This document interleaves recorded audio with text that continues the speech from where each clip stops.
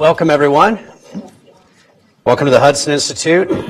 My name is Jeff Anderson. I'm a senior fellow here. I'll be moderating the event. John Whitecher has written this fine report we'll be talking about, and Diana Furchtgott-Roth has joined us to offer her thoughts as well. Let me quickly give you a sense of who these folks are up here. John is Hudson's director of Center for Housing and Financial Markets. He's author of the report, The Distribution of Wealth in America, which many of you have probably grabbed outside there. From 2001 to 2005, he served as Assistant Secretary for Housing and Federal Housing Commissioner at HUD, with responsibility for 3,400 people on his staff. Previously served as Assistant Secretary for Policy Development and Research at HUD from 1989 to 93, and as Chief Economist at HUD and OMB in the 70s and 80s. Diana Furchtgott-Roth is a senior fellow at the Manhattan Institute and director of Economics 21. She's from 2003 to 2005, she was chief economist at the U.S. Department of Labor. From 2001 to 2002, she was chief of staff of President George W. Bush's Council of Economic Advisors. So this is a very interesting report, I think, about the fate of the median American, the typical American in our society, and how their wealth has changed in recent years. As John writes in his recent Forbes piece, most of us have good reason to think the country is going in the wrong direction. The wealth of middle-class families collapsed during the Great Recession, and it hasn't improved since then. Mm-hmm. So we'll start on that optimistic note. Put a little meat on the bones there. In 2007, the typical family's wealth was $140,000, and by 2013, it had dropped to $83,000, from $140,000 to $83,000 in a span of 6 years. Obviously, not all is doom and gloom, but John, with that introduction, let me just hand it off to you and let you give a fuller sense of the work you've done on this. Okay. Good enough. Thank you, Jeff. And I must say it's a great pleasure for me to have Diana here today. We were colleagues here at Hudson, and we used to get together and talk about things like this. We were the only economists in the place, and we became extremely good friends as a result. Now, when people talk about wealth, mostly we talk about the richest people, how much of our total wealth they have. And they have a lot. They have a large share of it. Sometimes we talk about the poorest people and how little they have, which is also interesting. But I'm going to be talking about the people in the middle. These are people that are often overlooked. There is no special issue of Forbes magazine about the middle 400 families in the United States. But the experience of the people in the middle is worth some attention. It's at least as gloomy as Jeff was saying. Now, in talking about the middle 10% of us, this is the middle 10% in terms of the wealth distribution, not the middle 10% in terms of the income distribution.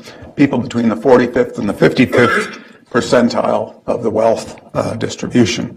Talk a little bit later about exactly what that range is. The data that I've been using comes from the Survey of Consumer Finances, which has been conducted by the Fed every 3 years. The latest available survey is for 2013, which is why the study stops at 2013. They spent the last half of the last year conducting the 2016 survey, and that data will become available later this year. It's a very detailed survey. If you want to know how many people in America collect stamps, it's in there. You have to look, but it's in there. And it's very useful to have, even apart from such things as how many of us are stamp or coin collectors. I'm using a PowerPoint because I think I'm going to be talking about some specifics, and I think it's useful to have the numbers on the screen. Otherwise, it's very easy to get confused. So with that, let me start in. Let me try to start in. Okay, let's press the right button. Let me start with a little bit, an explanation of what's wealth and what's income. And I apologize to the people here who don't need to be told this, who know this to begin with. I have it because fairly often I've had professional economists ask me for my papers on the distribution of income. I have never, in 50 years as an economist, written a paper about the distribution of income. I have written more than half a dozen about the distribution of wealth, but people, if my fellow economists can't keep this straight, why do I expect an audience of a broader group to be keeping it straight? Wealth is a stock. It is what you own minus what you owe at a particular point in time. What you own minus what you owe at 10 minutes of 1 on January 31st, 2017. Or where you were on New Year's Day. Or where you were when your last kid finished college. Or some specific date. Or when your first kid starts college. The income is a flow. How much did you receive last week, last month, last year, some period of time? Now, the largest category of income is, you won't be surprised, is wages and salaries. It's 2/3 of the total income that we received, typically over the whole last 30 years, and it doesn't vary that much from one year to the next. There is no corresponding wealth component to wages and salaries. If you line them up next to each other, there would be a 0 in that column. And the same is true when you look at the largest category of wealth. That consists of the homes we own, value of the house minus the mortgage, the equity we have in their home, and there's no corresponding income category. Now, if you own your house and you use part of it as an office, then you may have some income related to the house. Or if you rent out a spare bedroom, you may have some income related to it. But by that time, you're not talking about simply an owner-occupied house. You're talking about a house that is serving multiple purposes. So, with that, this is some basic data about the wealth of American families in the United States over the last 30 years. And as you can see, the total wealth that we had starts in 1983 at $24 trillion. And this is right after the second worst recession that we had in the post-war period, the recession of 81, 82. And at that point, the average wealth per household was $280,000 or thereabouts. And the wealth of the typical family, the family in the middle, was just over $80,000. Now, these are all in 2013 dollars, so nobody has to make adjustments to get them into the same terms. The Fed, bless their heart, publishes a set of data where all of it is in 2013 dollars, which made has made my job a lot easier. Now, we had a sharp recovery from 83 to 89. A mild recession in 1991 and a mild drop in total net worth and average net worth, and the median came back down to where it had been in 1983. And then we started a 15-year boom in the course of which the total wealth in society more than doubled, the wealth of the typical family doubled, the wealth of the average family doubled, the wealth of the family in the middle rose by about 2/3. Substantial gains all the way around. And then we have the Great Recession and the weak recovery, and the total wealth in the United States is down by about 10%. The average is down by about 15%. The median, the family in the middle, is down by 40%.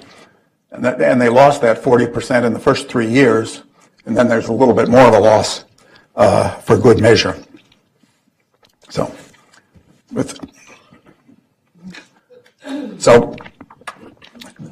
what do we own? What is our wealth? Well, The typical young family, which is not very well represented in this room, when you start out, form your own household, go into the labor force, you typically start out with two assets. You have a checking account and you own a car. In your late 20s, early 30s, mid 30s, you're likely to pick up a couple more assets. You're likely to buy a home, and you're likely to start a retirement account.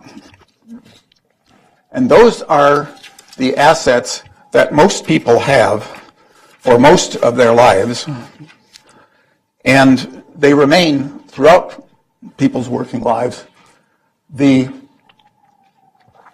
most important share.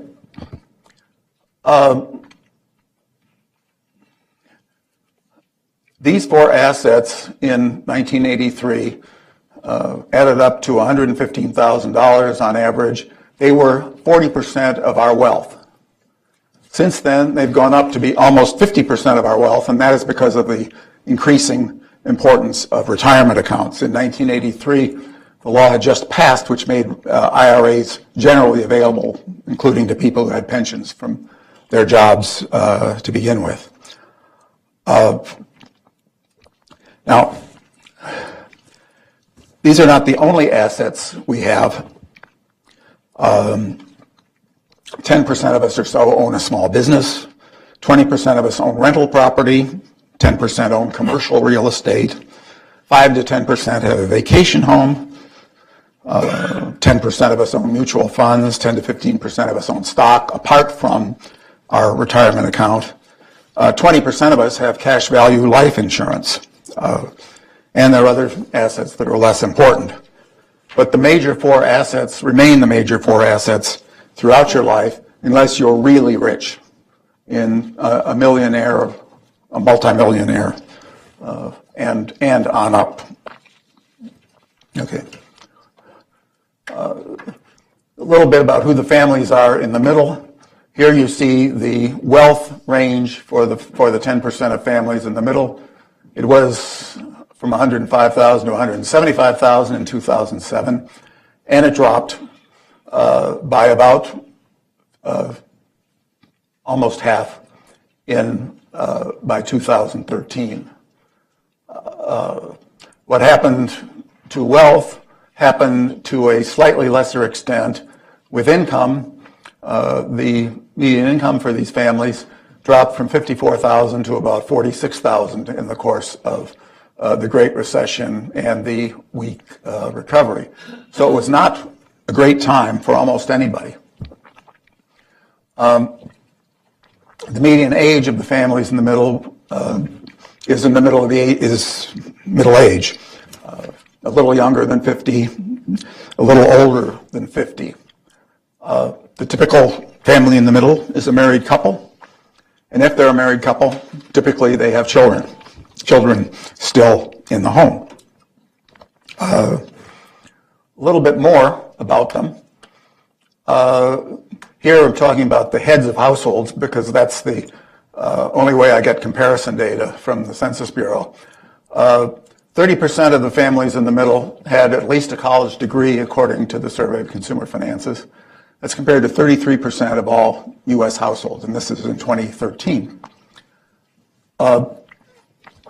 The racial and ethnic composition of the families in the middle is not very different than for families as a whole.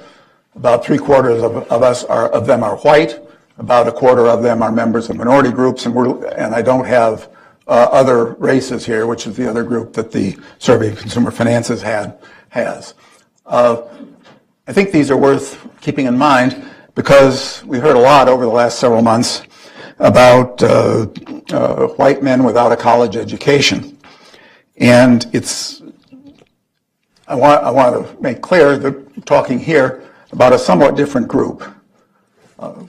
The families in the middle are about as well educated as all the rest of us, and they are about the same in race and ethnicity as the rest of us.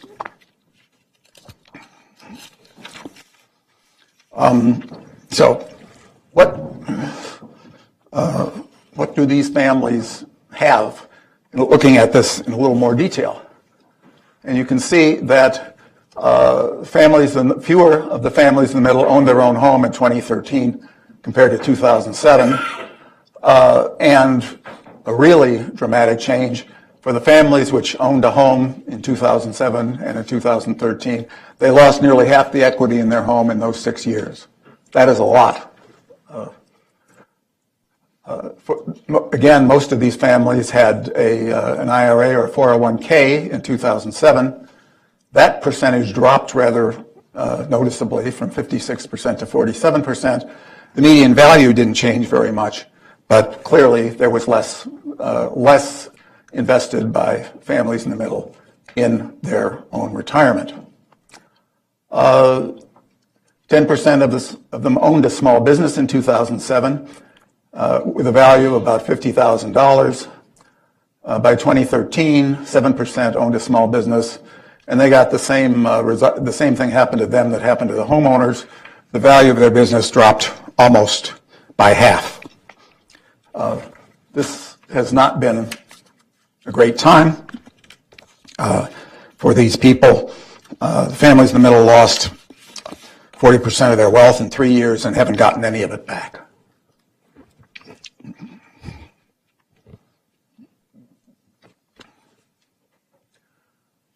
Just went the wrong way, sorry.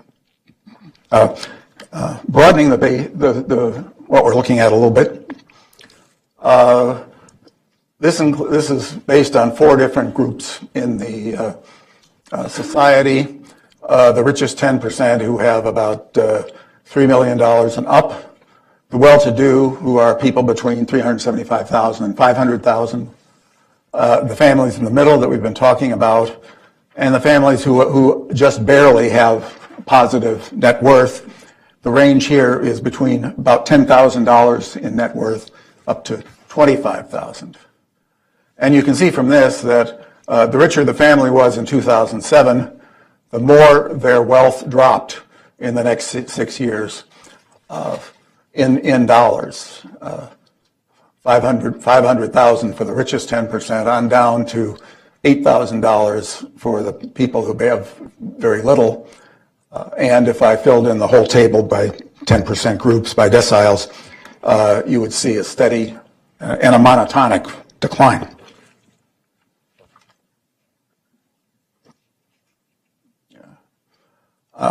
But there's another way of looking at this too.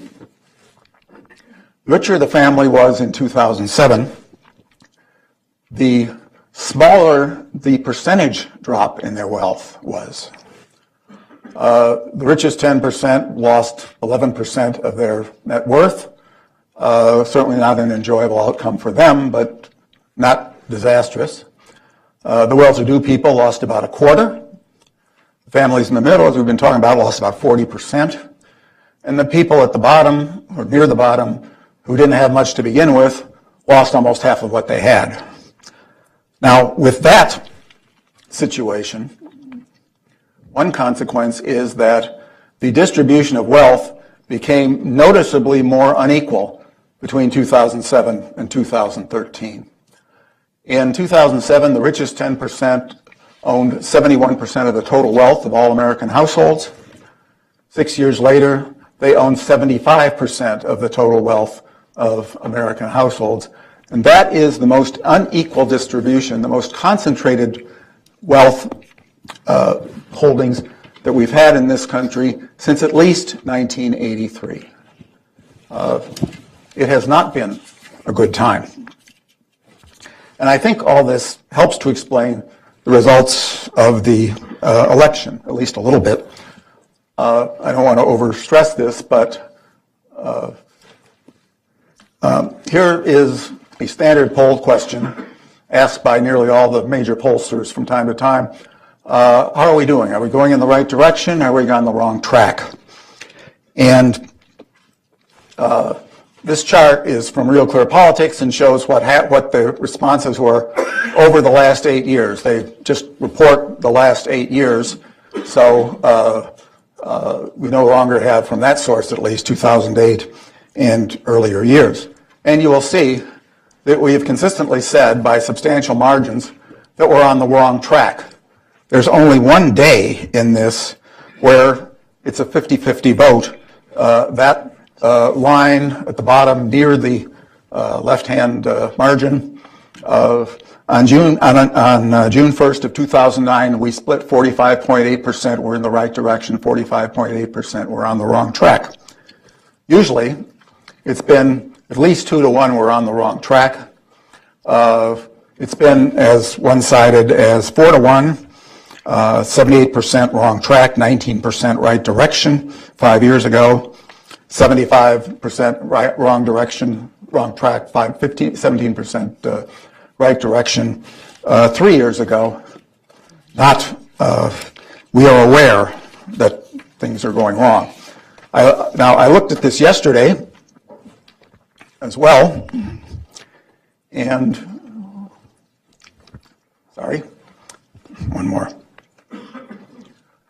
This was yesterday's results, 58% wrong to 32% right.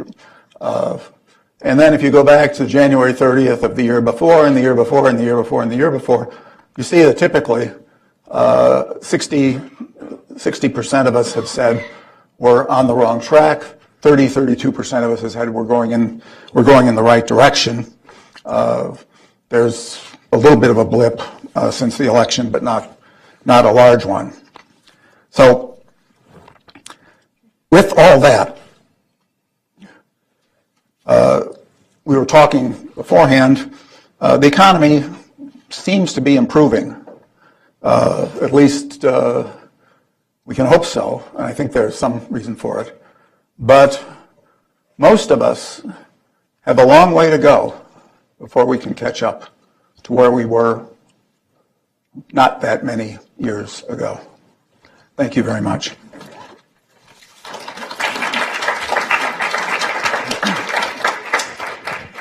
Do you want the slide?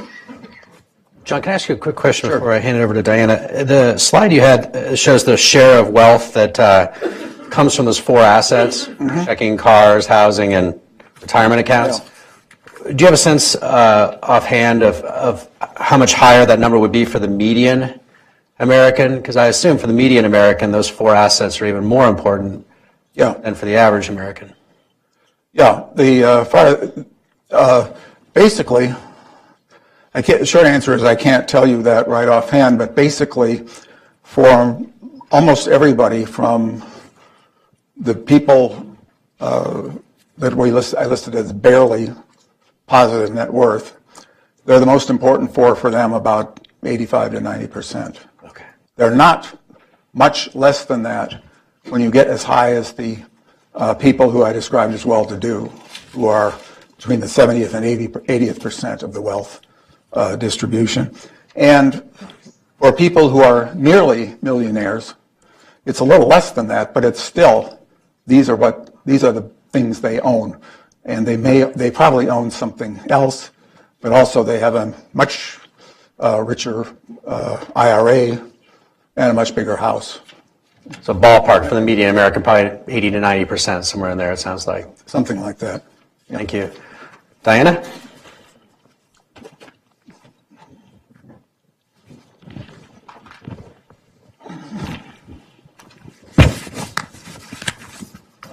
Well, thank you very much for inviting me to comment on this paper. For many years, I was able to say, when asked about wealth inequality, I was able to refer to the magnificent series of papers that John Weicker has written and say, income inequality might have changed, but wealth inequality has not changed. Case closed, because John has written a series of papers every 5 or 6 years coming to the same result. This is the first paper where there's a difference, so I'm going to have to learn another line. I'm going to have to say, yes, wealth inequality has also changed.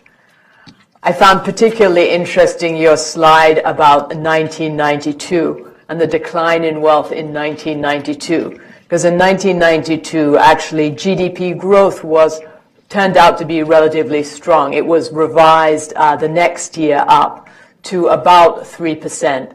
1992 was a campaign year. I was in the White House. There was a lot of complaints. People were not feeling very well off. Turns out GDP was growing, but from John's data, we can see that the level of wealth had gone down. So there were real reasons for their dissatisfaction and for the reason that George H.W. Bush lost the election. In fact, if you look at 8 of the past 9 elections, now it's 9 out of the past 10, if GDP growth is lower in the year of the election than the prior year, then the party out of power won. The one exception was 1992. And this is somewhat explained by John's wealth series. Yes, GDP was not lower, but it looks like wealth had not recovered from the recession before. Mm-hmm. Well, what I'd like to do is talk about some proposed solutions, because John identified 4 problems: housing, student debt, the stock market, and also the general state of the economy. So I would like to just propose just a few solutions for each of these, so that the next administration can keep wealth rising and hopefully on a more even keel in the future, and set examples for future administrations. For housing, it seems as though there is a need to put in place measures to stop these housing bubbles, and people have talked about this extensively in the past, but nothing has been done about it. The key problem is the government subsidization of mortgage risk and the exposures of Fannie Mae and Freddie Mac. The subsidization of housing finance, which the United States has a lot more of than many other countries, is just a major threat to the stability of the financial system. And it is in many ways not the most effective way of promoting access to housing. Well, this has come about because there are very powerful political interests, such as Acorn, in the urban areas that want real estate lending to be sponsored by the government. There's a large urban populist movement that wants the government to subsidize housing lending. And they also want to subsidize these vacation homes, although the subsidy of vacation homes has declined over the past 10 to 15 years.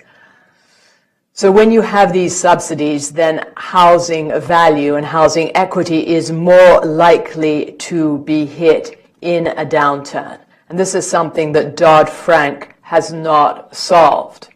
There are many small banks that are invested in housing, and the too big to fail solutions have not addressed the problems of these small banks and the extent to which they are liable in the case of a downturn.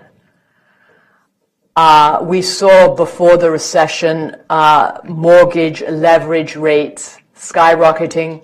We saw the share of mortgages requiring a down payment of 3% or even less went from 0 in the mid-90s to about 40% just prior to the crisis. Well, some solutions are, I would recommend phasing out Fannie Mae and Freddie Mac, and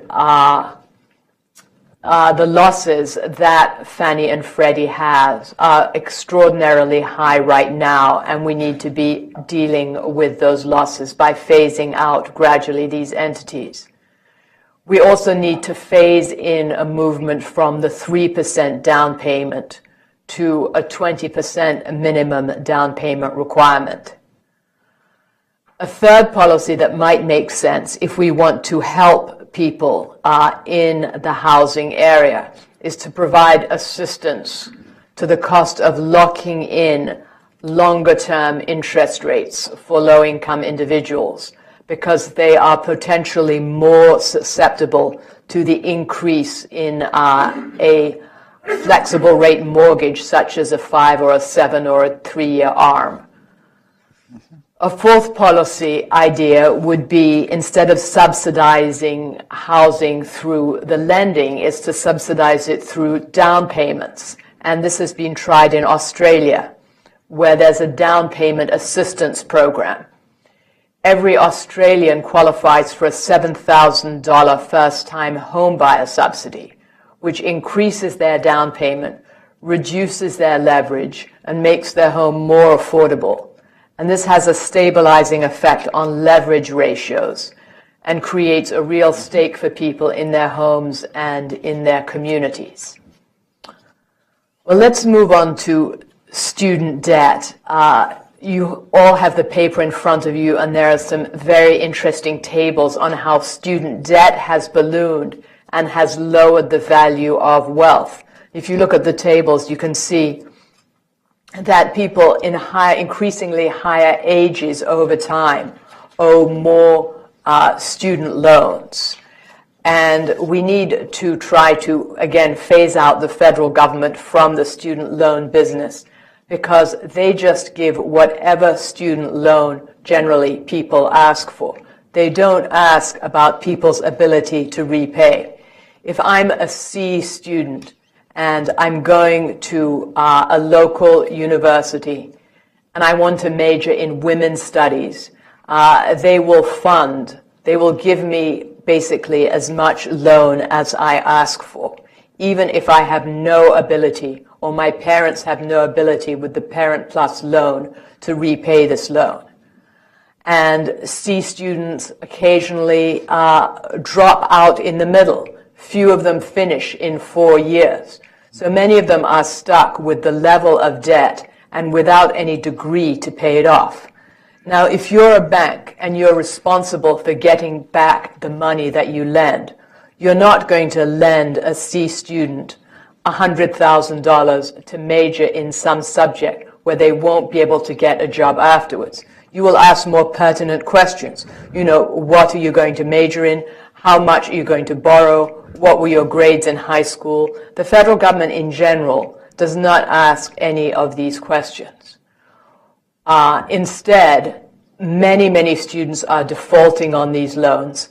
Plus, we've put in place partial repayment programs where after 10 years, the rest of the debt just vanishes, which of course is helpful when it comes to equity and wealth, but it's not helpful when it comes to the federal government's balance sheet and its ability to help more students who really do need these loans.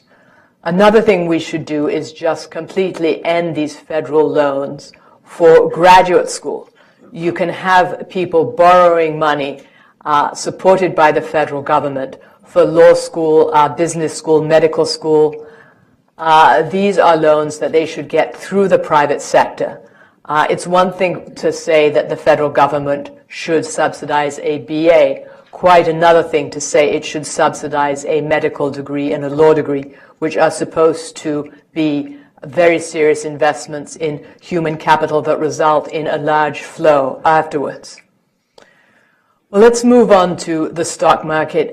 John's tables showed IRAs, 401ks, the ups and downs, and we need to take a good look at the Federal Reserve, at its dual mandate. There's a new administration coming in, a new Congress. They might want to look at the dual objectives of full employment and price stability, and maybe just stick to price stability, move to something like a Taylor rule, which is basically 2% growth above the target rate of inflation. The Fed these days is taking 2% as their target rate of inflation. And by prescribing adjustments to the funds rate when positive or negative output gaps appear, the Taylor rule recognizes that the Fed can pursue and achieve modest counter-cyclical objectives, smoothing out short-run fluctuations in real variables, even while stabilizing prices in the long run. The problem with the Fed's policies over the past 8 years is that it has resulted in a big run-up in stock market values that can then collapse as a bubble, just as the bubble popped in terms of the housing market in 2008 and 9 and thereafter.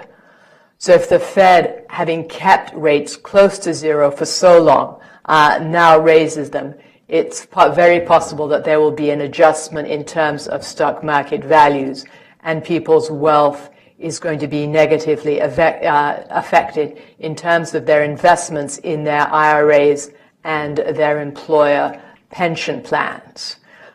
We can also see some of this spillover in terms of property, because if you're retired and you need a rate of return on your assets, and you cannot get this through a savings account, through a typical T-bill account, you're going to go into the stock market and take on a larger amount of risk than you are comfortable with, just for the purposes, because you need that return to live on.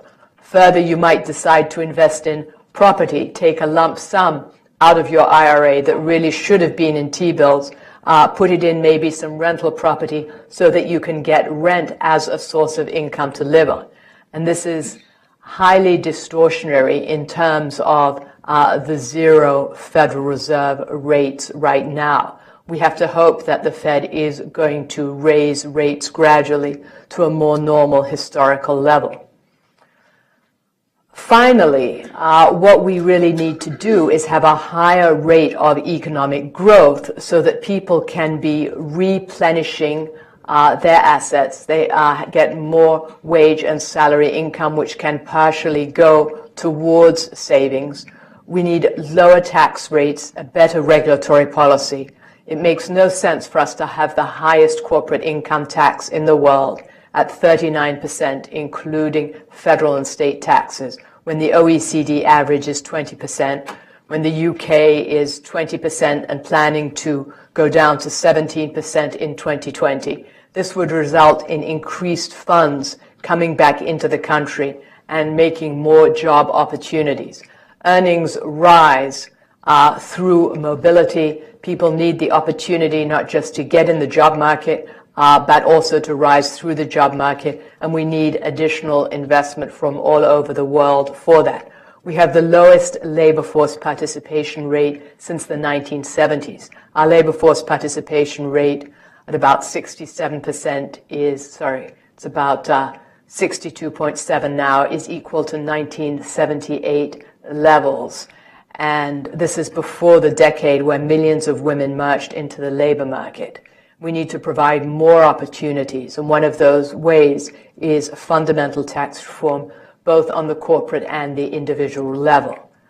And we also have to hope for regulatory reform that will make it easier for businesses to grow and expand and be created in the United States. And I hope that this is the last paper that John writes where he says wealth inequality has increased, and that the next paper he writes, we will be back to trend, and we can say, with the exception of the paper that John brought out in 2017, wealth inequality is about the same. Thank you very much.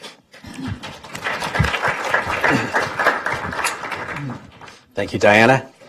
I just want to make sure this may not be necessary, but just to be on the safe side, I want to make sure everybody's clear on the distinction here between when John's talking about wealth versus income. He writes on page 5 of his publication that wealth is the value of the total assets one owns minus the total amount of debts. Wealth is synonymous with net worth. Income is the money that a household receives over a given period of time. So basically, John, correct me if I'm wrong, but basically wealth is what you own. Mm-hmm. Income is what you earn. They're not necessarily one and the same at all. I mean, you can imagine someone who has phenomenal wealth and no income stream, mm-hmm. And you can have someone else who has a great deal of income stream, but up until that point had accumulated no wealth. Mm-hmm. All those widows, for example, living on the Upper East Side, have very little income but large amounts of wealth. Mm-hmm. You can see when you look at the relationship between wealth over time and over as you get older, and income as you get older. And when you're hitting the retirement age, your income drops, okay? But your wealth does not. Your wealth tends to go up more for a few years after you've stopped working, and then you begin to draw it down through the rest of your life. You can be asset poor and income rich, or income poor and asset rich, as well as having a balance. And the younger people will tend to have decent income, relatively speaking, but not much in the way of assets. And the older people will have decent assets, by and large, but not much coming in the way of income, and probably none of it, or almost none of it, coming in from labor income. So John had highlighted a couple of things in his publication I thought were worth mentioning, perhaps just as a matter of general interest. That so the median American's wealth, according to John's research, has basically flatlined since 1983. So for 30-year spans, this goes to 2013, median American wealth has not really risen or fallen. I mean, it's moved, but the net result is flat. It's actually down since shortly after Ronald Reagan left office in 1989. And interestingly, kind of contrary to, I think, the general perception of things, wealth inequality did not increase between 1983 and 1992. So from basically the start of the Reagan recovery through the first Bush presidency, wealth inequality did not increase. But it did increase more wealth inequality from 2007 to 13, and as well as from 2010 to 13 during the Obama recovery, which is perhaps striking. That's not, I suspect if you asked people that question, they would have answered in the reverse. The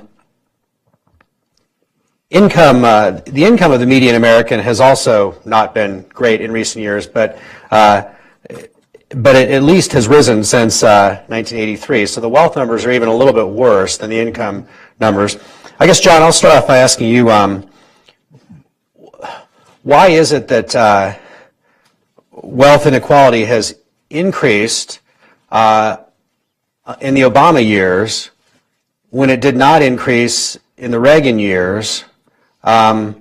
And was there anything that Obama could have done about that to prevent that result, or anything else you want to say about that? Well, they tried. There were, if you're a housing specialist, there were all these programs to try to keep people who owned their own home but did not have much equity in it, did not have much income, try to keep them in their home. We had, I can't remember what they were, but there was HAMP, and there was HARP 1 and HARP 2, and they kept trying to find some way of getting resources back into the housing market, and also keeping people from losing their homes. That did not work very well. Efforts in the last year of the Bush administration did not work very well, and the housing market got overtaken in the public impression, I think, by what had been happening in the stock market, which went down a lot from 2007 to about 2009, and then bounced back. And so if you can, when I first started looking at this, it looked as if there was no stock market collapse in 2008-9. For that matter, because of the 3-year cycle on the Survey of Consumer Finances, you missed the dot-com bubble and the dot-com bust. It just happens that the timing of the surveys was not the same as the timing of the market. And I think what's necessary here, I think Diana has some good policy recommendations here, but I think it's going to take a significantly stronger economy to get people into a position to buy their first home and to go on from there. It's been very tough. If you look at the real estate press, or if you listen to some of the ads on the radio as you're driving into work, you hear a lot about how low interest rates are. And they certainly are low compared to any interest rate that I've ever paid on a mortgage. But there is not the market on the borrower's side for 4% loans in substantial volume. People, I think, are scared. I think lenders are scared that they may be making a misjudgment in the view of the financial regulators, looking with the benefit of hindsight, telling them that they did the wrong things. Right. And I think it's going to take a while for that to come back. Well, under Dodd-Frank, a lender has to be sure that a borrower can repay the amount. And Ben Bernanke famously could not refinance his house after he left the Fed because he didn't, as chairman of the Fed, when he resigned, he didn't have a job, and so he couldn't refinance because the bank could not prove that he could repay his mortgage. So some of these regulations just don't make sense and have stopped lending. I think another part is that the price of homes has just got so high that even with a 3 to 4% mortgage, it's not affordable for a lot of young families. I think the price changes have been regional more than national. Speaking as the spouse of someone who inherited a condo on the Ohio River just across from Cincinnati, just across from the ballparks for the Reds and the Bengals, it took 3 years to get that condo sold, and we were not trying to keep it for any purpose whatsoever. It took a long time. A lot of places, the housing market did not improve because there simply was not the underlying economy. And even nationally, isn't it true that the housing prices have barely now gotten above where they were in 2007? Yeah. Just a little bit about how this survey works that John's been relying on here. It says he writes that the survey respondents are chosen randomly from the population. Some others are selected because they're households with high wealth. They need to make sure they have a representative sample of that. Each household is asked several hundred questions about its assets and its debts, also about its demographics and other economic attributes. The typical interview lasts about 90 minutes, but some are substantially more than 3 hours. So my question is, how does one avoid these surveys? Well, how do you know they're right? How do you know people give the right answers to them? Well, that I think is a subversive question, and I will trust the people at the Fed to be doing the job. I hope they are, certainly. Now, I think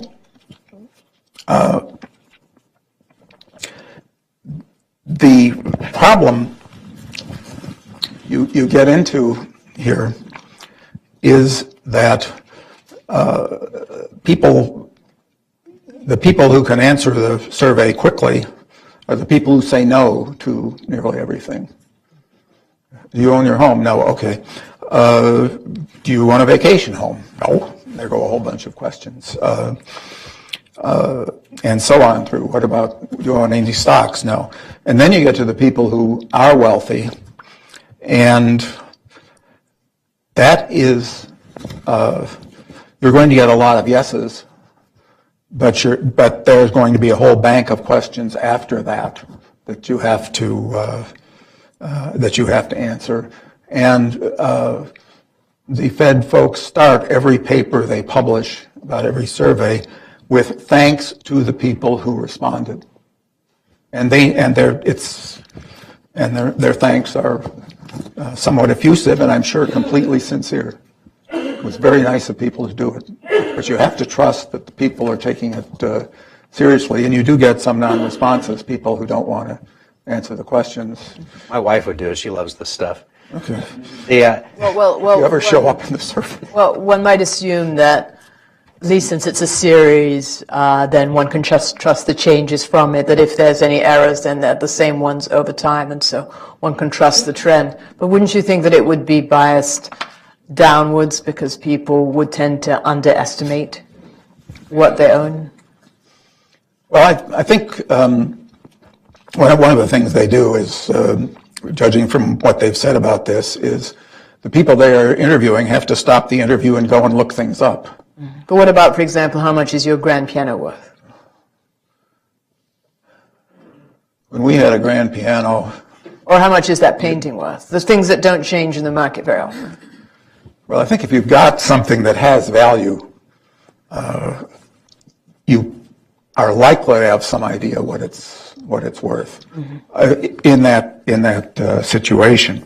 They ask a lot of questions, right, about what you have. Like Oh yes, you said, stamp collections and yes. Coin collection, Oriental rugs. So how would you know how to value a stamp collection or coin You collection? can look it up. There are catalogs. People tell you what the What each individual stamp is worth. So you have to go and see what this yeah. Well, yes, 1981 first issue, yes. first day cover from London is worth. Or from Paraguay, or from Tahiti, and it goes on like that. But there are markets there. we were talking earlier, John and I was asking how do they get the answer of what someone's home is worth, which is a major factor in evaluating somebody's wealth. And the survey relies on the answer that people give under the assumption that, and John says, jump in if you want here, John, but that this tends to be pretty accurate, the answer people give. That people know what their house is worth. They know what their neighbors have sold their house for. They keep pretty close tabs on this kind of thing. That's not to say it's an exact figure, but that it seems to be perhaps more reliable than when you go onto like Zillow.com or something and look at their estimates, which never seem to be all that However, accurate. most real estate agents, they'll tell you the average person overestimates their value slightly. But I think nonetheless, people have some basis for keeping track, for judging what their house is worth, and since it's your biggest asset, it's probably worth spending a little time to make sure that you have some idea. I might say that Zillow thinks our house is far more than I know it's worth, so I wouldn't rely on them very much at all. On the other hand, for my next door neighbor, they just took the price that they paid for the house 3 years ago. So that's. I don't think those things Well, are I very know the state of Maryland, for its tax assessment purposes, thinks my house is worth far more than it actually is. I like John's focus. I have to applaud his focus on the median American. If you take everybody in America, 165 million on this side, and 165 million on this side, or whatever the number is these days, the one right in the middle, I think there's strikingly little emphasis on the median American when we talk about policy. And you'd think it would be the opposite, right? That's where the votes are. So you'd think that there would be a natural desire to pay too much attention to the median American at the expense of everyone else. But it seems to have been sort of the opposite. I mean, I look at like tax plans that are out there right now, and not to take away from what to focus on John's work here, but if anyone's interested, I put out a tax plan that is focused on the median American that's out there in the other room. But you look at, like, the Democrats tend to talk about the top 1%, and they tend to talk about the poor, and to some degree, the Republicans tend to follow suit. Like I was really struck by the House Republican tax plan, which was recently released, or a blueprint for it this spring, I believe.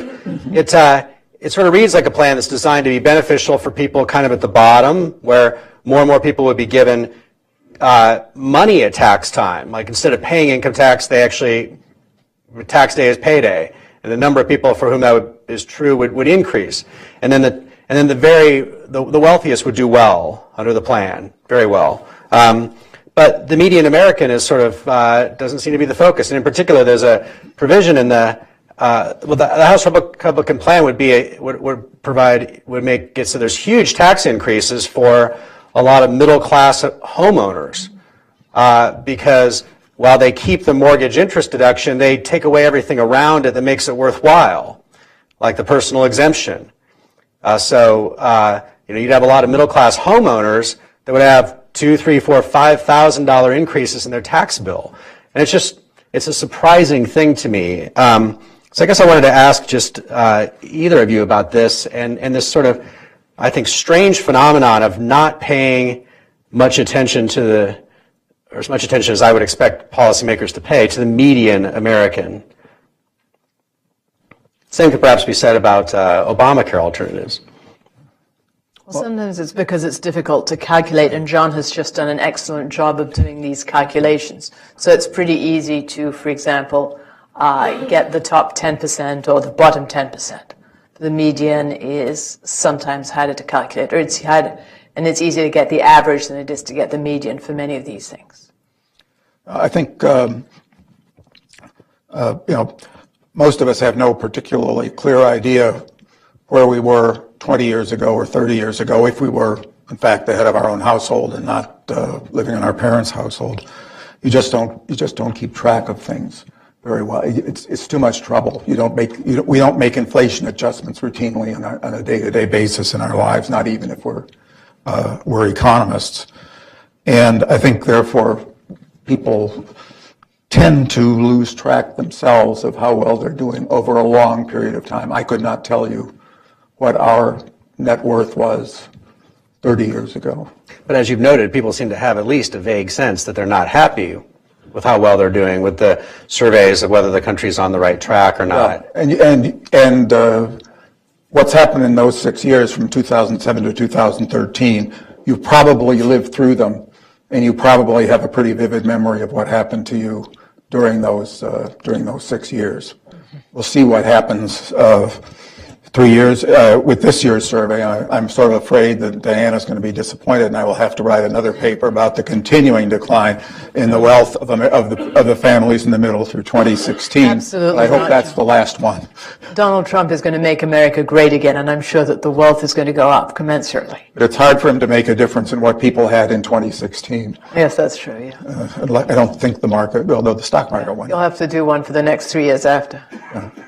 I mean, I would think the fate of the median American is important in terms of just the general health of our polity. That if the typical American believes they're doing well and believes in the system, it's going to go a long way toward either a feeling of public happiness or dissatisfaction, as the case may be, with all of our whole structure. Let me ask. I'll get to the questions in 1 second. There's one more question I wanted to ask here is the John. You make the observation that in the let me quote you directly here, that in the 70s, when inflation was running rampant, among assets which offered some protection against inflation, a home was the easiest for most households to buy. And this is kind of an offbeat question, but I'm curious whether the two of you think that is inflation actually good for the median American in terms of accumulating wealth? And I ask this because it seems to me that inflation is one of the better guarantees of like increased value of your house, and since houses are a key part of what the median American owns as wealth, I mean, what they owe the bank doesn't change, so with inflation they can do quite well. My parents bought a house in Southern California in the mid-70s, and at the height of and then over the next few years, the height of the Carter inflation, the house went up tremendously, and they still owe the bank the same amount. Obviously, there's trade-offs there with like seniors living on fixed incomes who don't want to leave their house. But what do you think? I mean, on the whole, is inflation actually a good thing for the median American's wealth? I think you spend an awful lot of time trying to offset the effect of inflation on your life in that situation. And I think if you go back and look at the way people responded to surveys and the way they voted in those years, for a while, Republicans blamed the trade unions for inflation, and the Democrats blamed the banks. But after a while, they were both blaming the government, and it was harder and harder to work through your own financial situation with inflation in double digits. And by the time it came to an end, as the Carter administration was winding down, you were seeing mortgage rates, 30-year fixed mortgage rates at 18%, and nobody in a position to do that. I remember a conversation I had with an executive of one of the major lumber producers in the country, and he was pounding on the table and saying, if we can just get the mortgage rate down to 15%, we can sell some houses. Wow. It's, Is there sort of a, Inflation is extremely distortionary. It's very bad for the economy. It's asset theft. Basically, the Federal Reserve, by allowing inflation to increase, is taking assets from Americans. And some people are suggesting that inflation be allowed to rise to make it easier to pay down the value of the U.S. debt. This is not something that a responsible government or a Federal Reserve should be doing. It's terrible for the economy, terrible for incentives, results in a lot of distortions. what would you say the ideal inflation rate is? Well, I would say it's 0, but the Fed errs on 2% to make sure that we don't have disinflation. So I would say the ideal is 0, but the Fed target rate is 2, to make sure we don't have disinflation, which is even worse. yeah, I think that's exactly right. What's the ideal interest rate level? Whatever clears the market, frankly. And it's different for different assets. So, for example, risky assets have a higher level, and there's different interest rates depending on the level of risk throughout the economy that you can observe. If you try to borrow money against your stamp collection, you will pay a rather high rate of interest if you aren't simply thrown out of the bank when you raise the possibility. There's no one interest rate. Open it up to questions here. In the back there. Thank you, Irv Chapman, Bloomberg. Parenthetically, a lot of the mortgage lending is over the internet now and not from Wells Fargo and Chase. But looking at the photograph of a housing tract, from what you now know of Trump economics and congressional Republican economics, what do you think is the near-term result going to be for the home building industry, the home improvement industry, and those lumber yards? Well, we seem to be more optimistic, which is probably good for the housing market, but I don't quite know where the new administration's economic planning is going. I'm not awfully enamored of the idea of having a wall between us and Mexico. I think that will hurt us, many of us, at least as badly as it will hurt many Americans, even though some of us, and the problem is you can probably name the people who will benefit from a wall between us and Mexico on both sides, whereas the people who are hurt it may not be as obvious to them. So I think I don't know where that economic policy is going, and it's hard enough to predict the economy when you know where the economic policy is going. Come back next year. Do you want to respond to this? Oh, I can forecast the past, but the future I have more trouble with, so I'm going to pass on that question. But Hillel had a question. One forward. Thank you both very much. I wanted to ask two questions. One to either of you, but probably John, since he's been looking at the data most closely. Does the survey capture people's the change in their position, in their relative position of the households? Does it give you any information about how people move up, or for that matter down, the relative scale over time? And the second question, I'm not sure how to frame it, but in years past, one issue that was not, I think, so prominent, but was mentioned by Diana, was student debt. Yeah. I'm wondering how serious a problem you think that is going forward, because and how strange it may be for us going forward, since it has risen to, or seems to have risen to, very, very spectacular levels. On the first question, I probably should have said this earlier. The survey is not a panel survey. They don't go back to the same households every 3 years. And certainly if they were doing that to the richest people in the society, there would not be much of a survey. And so what you have to say is people who are like the people 3 years ago, how well are they doing? And there's some error in there because it's a different sample. But it's still, I think, a useful a useful thing a useful way to proceed. Your second question, oh yes, student debt. It's gone up. Diana has the numbers. Yeah, exactly. So if you look at page 74 of the paper that you have in front of you, table 6.9, the average age has gone up steadily. Now the average age of all households with student debt is 36, up from 32 in 1992. The share of all households with student debt is 29%, vis-a-vis 21% in 1989, 18% in 1992. So it seems to have gone up under all different kinds of measures. The daughter of a friend of ours, she went to graduate school, came back and was saying to her parents, I think I'm the only person in the class who is not here on a student loan. Yeah. Table 6.8. And it was not quite women's studies, but it wasn't necessary. It wasn't one of the market's skills for which there's great demand. Right. And also the percent of households with student debt, table 6.8 on 72. 19% of households now have student debt, up from about 9% in 1989. And the number is 24 million. The amount of debt outstanding, the total is 710 billion.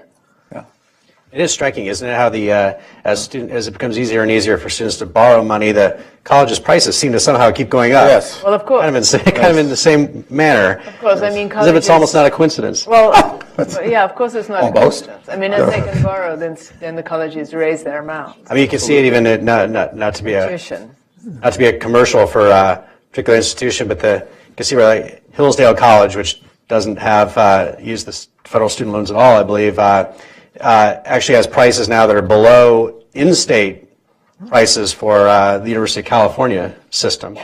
Let's move over to this side of the room. Yes, lady in the front here.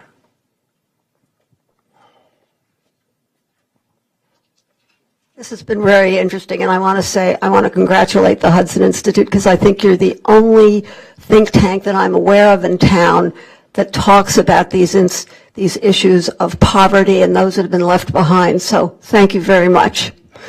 I have a number of questions. First of all, can we get copies of your PowerPoints? I wasn't thinking about that, but I would appreciate that. Okay. I find I never studied economics. I studied social anthropology, so I'm interested in the whole society, not just one particular part. I wish you could write these stories so the general public could understand them. I wish you would get your students to write them so the general public. The one thing that was clear to me about this election was how uninformed the voters are when the Post says that the public doesn't realize that we have three-quarters of the... This is John's Forbes article. It's Okay. written so everyone can understand. Okay, well, but it needs to be spread about in a way that, my plumber can understand it, or the people who clean up my backyard. I mean, they vote too. And anyway, I think that there are things where you talk about the median and the average. Mm-hmm. And when you talk about the average, the wealthy look much better than they do. I mean, it's not good information for us to understand it. And it would be really wonderful if you could figure out a way across the universities. I mean, the academics write for each other. Academics what? Pardon? Academics write for each other. You write in code. Sure. And relatively well-educated, interested people get lost in a lot of this. It's not that it's isn't published. It's just it's not written in a term that we can get it. Thank you. You write for your colleagues, so they will give you tenure. Yeah, and then you keep teaching what you learned back in the 60s, and the world has changed. Let's get the gentleman in the back there with the hat. My name is Yaya Fanusi, and let me pose some of the questions I posed to my professors when I was a student. You mentioned that the wall that Trump is talking about, you didn't like it. Your response was, you gave some response. Is that based on your ideology, or is it factual analysis that got you to make that interpretation? we've had experience with trying to stimulate our economy with tariffs. We had it in the 1930s, the Hawley-Smoot tariff enacted in 1930, closed a lot of people out of our markets and caused a lot of them to cut us out of their markets, and we didn't really, nobody really benefited from that after a short period of time. I think it's based on what I know as an economist in terms of economic theory and what I've seen as an economist looking at what goes on around the country. The free trade the free trade agreement that we've had with Canada and Mexico has been clearly beneficial to all three of us, I think. There are certainly people in all three countries who are less well off than they were before the agreement because they were producing whatever it was at a higher cost in their country than people in any one of the other two countries could do. I think when you have that, you need a serious policy for helping people whose jobs are disappearing to be able to get other jobs, the skills they need for other jobs where they can make a good living without the fear that the day after tomorrow somebody's going to undercut them.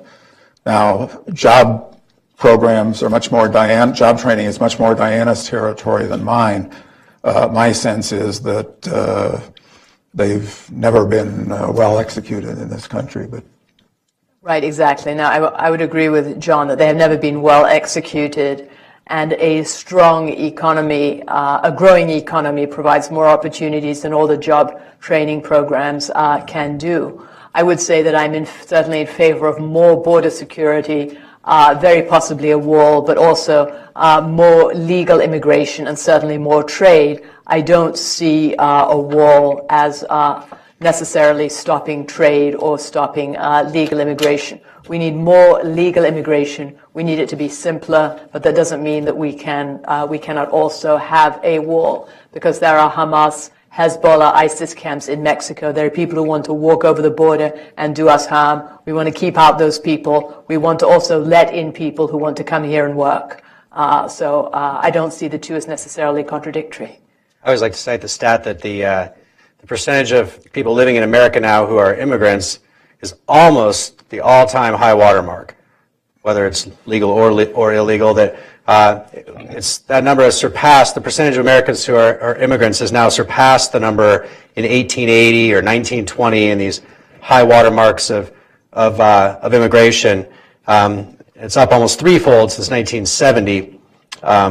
The all-time high water mark is still, I believe, 1890. But it's predicted to be surpassed in another 2 or 3 years. So I'm more sympathetic to the wall, but let me... one reason that there are so many, just following up on your comment, one reason that there are many, many foreign workers here is that they believe that if they leave, they will not be able to get back in legally, so they stay. There are many people who would like to work on a seasonal basis, go back home to their countries, and then return. But since it's so difficult to get in and out, then they don't do that. So that is a big problem. We need to make it as easy as getting a driver's license. Yeah, Paul London. Thank you. Paul London. I was interested in, there are revenues or income, and then there are assets. Mm-hmm. But I would think that most of the people who are asked about this survey, when they're thinking, why is the government asking me this? They're thinking about what I'm going to do when I retire. And they think that one of their assets or income sources is Social Security, and they have Medicare. So it seems to me that in one of those tables, or maybe both, the fact that they have Social Security and Medicare ought to figure in. I mean, I know when I talk to people who work for us on an occasional basis, they're thinking about their Social Security income. How, are they going to get $13,000 or $20,000? And they know that at 65 they get Medicare. Yes, and that's a very good question. And the answer is, when the Fed started this survey in 1983, they asked about your Social Security. And since it's a wealth survey, they were asking you, what do you think the present value is of the Social Security you will receive when you retire? Now, try answering that one at age 30 or 35. Or even 60. Or even 60. Yeah. Or after you've retired, how many more years are you going to live? And what discount rate are you going to use for the Social Security to get back into present value? And after that, they gave up. The answers were not very coherent, but for what it was worth, insofar as they could measure it, and they made lots of disclaimers about the accuracy of it, even as they were publishing them, it was true that when you took Social Security into account as best they could, you had a somewhat more equal distribution of wealth. But they've never wanted to ask those questions again. It's just impossible to get something from their standpoint, and they make a living doing this, just impossible to get answers that you consider really trustworthy for a full cross-section of the population. And just to be clear on that, John, but that wouldn't affect the relative wealth inequality from, say, 1989 to 2013, right? Because the same methodology is being used from 1989 onward. Well, you'd have a different present value of your Social Security depending on how old you are, which is going to make a difference in the distribution of wealth, and certainly the Social Security that you can expect to get is going to make a difference in your estimate of what your income will be when you hit 65 or 67, whenever it is you actually retire. I think if we could do it, we would have a more positive picture of how we are. Yeah. But I think it would be a very difficult thing to do. And people have problems with the question, okay, do I retire now at 65 years and 6 months? Or do I retire in 2 years? Or do I draw my Social Security now? Or even if it's discounted a bit? And it's not going to change the major finding of wealth going from whatever it is, 140,000 for the median American in 2007 to 80-some thousand. Yeah, that's right. It should not make much of a difference there, but it is going to change the picture. And at least from the 1983 survey, it's reasonably clear that it makes a difference in the degree of inequality. It doesn't turn things on their head, but it makes a difference. Gentleman on the aisle here, I think is. Then we'll go to the gentleman in the front. Yay. Thank you, Jerry Hyman. I was wondering if I could ask two questions. One is on assets. You didn't take into account inheritance. And I realize that in the median, in the middle class, that's not going to be anywhere near as much as at the upper end of the spectrum, but there is some, especially in housing stock and so on and so forth. Assuming for a moment that your parents don't need to sell their home and eat up those assets in their old age, to what extent is inheritance a factor in how you think of the future and how you think of your assets? That's the first question. And the second is, since if you're young, income is an important ingredient in those calculations that you talked about, because you have your car and your income. To what extent is the larger economy and the switch from the robotics, the technology, et cetera, to what extent does that affect, in your view, your perception of your future income and your assets as they either grow or don't grow, given that you potentially don't have a job in the lower part of the income scale and or even in the middle part, which is the Trump, right? That's part of where the Trump phenomenon has come from, is people feeling that they don't have a future and their kids don't have a future. I think with respect to inheritance, what you can expect to inherit is already showing up in the net worth of the people who have it now, your parents, your other relatives. And you yourself may certainly want to take that into account. But you don't want to start counting those assets as belonging to two different families. It's just, you're going to get a confused picture of what we have. It was the right direction, wrong direction. Yeah, you might. Yeah, it might. If you suddenly expect that you're going to get a substantial bequest from your long lost uncle who you never heard of, that's likely to change your view of right direction or wrong track, or at least your sense of how well off you are at this point. But you shouldn't be counting it twice in an attempt to calculate total wealth or the distribution of wealth. That's. Am I correct? Am I correct in saying that the survey is trying to capture wealth at this moment in time? Yes. Not what you Today's survey. expect you will be Yes. having. Right. Yeah. I think To the that's. extent that people with low incomes might come from low-income families and also expect smaller inheritances, it might not change the total picture. I don't think there's any question that people who think they're going to be replaced by a robot, whether or not they are, it's going to affect their feeling about whether things are on the right course. I think it's also going agree. to. Excuse me. I think it's also going to affect what you do, what your best judgment is of what is going to happen to you because of robots or drones or whatever it may be.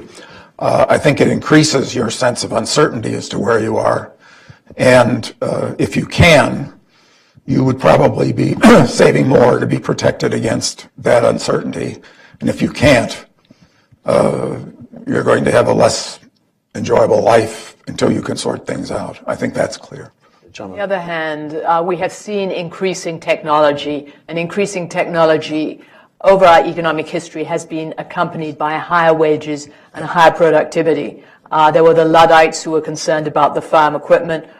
We are now making enough agricultural produce to feed the whole world with only 2% of people working on agriculture. People have always been concerned that technology is going to destroy their jobs, but we have high levels of technology accompanied by high levels of employment and rising wages. And I expect that to continue with the new technology, the new robotic technology. So I would say these fears are in a sense misplaced, but we do need to focus more on educational levels, getting rid of these schools where there's a 55% graduation rate, training people to be able to work in the new economy. First, Mr. Wright, thank you all again. Robert Sherrod is my name with International Investor. Specifically, one informational point. Do I understand that over this 30-year period we're looking at inflation-adjusted figures when we measure wealth? Okay, and brings me to my quick question for Ms. Furchtgott-Roth.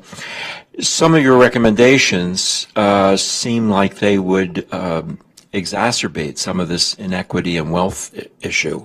Specifically, if we were to do away with the lending agencies for mortgages, which actually spread risk among a whole group of investors, it would become more difficult for people to get mortgages, for average middle class people to get mortgages. Banks would be inclined to raise interest rates if they could on those mortgages.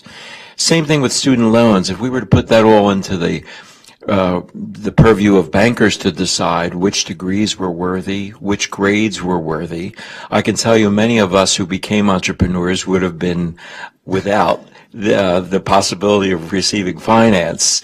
So, again, are you sure that some of these recommendations would really be best for the equality that we're all at least aspiring to get a little closer to? The problem with these mortgage loans and the value of houses is it kind of moves with the business cycle. So when there's a recession, homes are hit and we get higher amounts of defaults. What I was proposing is using the funds that we are spending on subsidized lending and putting it into other forms, such as help with down payments, the way Australia does. And that would give people help, but in another way. If we decide that we really do want to subsidize home ownership and we want to encourage it, helping with the down payment is better than doing what we are doing in terms of Fannie Mae and Freddie Mac, where we are encouraging risk-taking. And these people who lost their homes and who are unable to move to get a better job because their homes are underwater, they are probably not thanking the government that put these policies into place now. As far as student loans go, yes, it would make it more difficult to get a student loan, but there are many families, as can be seen in this report, who are struggling under the burden of student loan debt. In my book, Disinherited, How Washington is Betraying America's Young, we interviewed young people who said if I'd known how much debt I was going to get and how hard it would be to get a job afterwards, I would not have taken on all this debt. Of course, one solution, if we have a growing economy, then it's possible to get a job, a better job, and pay off the debt. But if you have a situation where you have high levels of debt and a slow-growing economy so you can't get a job to pay it off, this is very, very serious for a young person, and they might wish they would not be in this situation. And there are other ways that they can get an education, such as going to a community college, which costs $3,000 on average a year, where you can graduate in 2 years, and a high-return degree in one of the healthcare professions or one of the computer professions and gets a job earning $45,000 afterwards with practically no debt. So there are alternatives. With an associate's degree you're talking about. Associate degree, yeah. I think the gentleman in the aisle had a... Did you have a question, sir? Oh, okay, I thought somebody did. Any other questions? All right, well, I think we're out of time anyway. Thank you very much for coming.